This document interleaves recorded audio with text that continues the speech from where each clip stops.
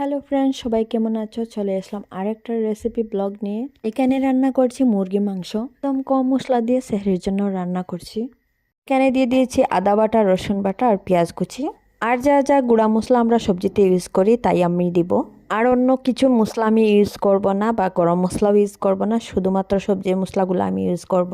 ভালোভাবে মশলাগুলো কষিয়ে নিয়ে আমি মাংস ঢেলে দিয়েছি। মাংসগুলো আগে থেকে ফ্রাই করা ছিল। অনেকে আবার কাঁচা মাংস রান্না করে, অনেকে আবার ফ্রাই করে রান্না করে, তো আমি ফ্রাই করে রান্না করি বেশিরভাগ। এদিকে আমি 2টা টমেটো রাউন্ড করে কেটে দিয়েছি। আগে আমি টমেটো দিতে ভুলে গিয়েছি, এখন আমি রাউন্ড করে পাতলা পাতলা শেপ করে কেটে দিয়েছি। এই পৃথিবীতে কত রকমের মানুষ আছে, কত রকমের রান্না করে, আমি তো এইসব খাওয়ার খেতেই পারি না। এরপরে লোক দেখতে পাচ্ছেন টমেটোগুলো একদম গলে গিয়েছে, আর মাংসর কালারটা আরও সুন্দর হয়েছে। সুন্দর সুন্দর ভিডিও পেতে হলে আমার পেজটাকে ফলো করে দিও, আর লাইক শেয়ার করতে ভুলবেন না। ফাইনালি আমার মুরগি মাংস রান্না হয়ে গিয়েছে। আজকের জন্য বিদায় নিলাম, দেখা হবে অন্য আরেকটা রেসিপির ব্লগে। ততক্ষণ পর্যন্ত সবাই ভালো থাকো, সুস্থ থাকো, আল্লাহ হাফিজ।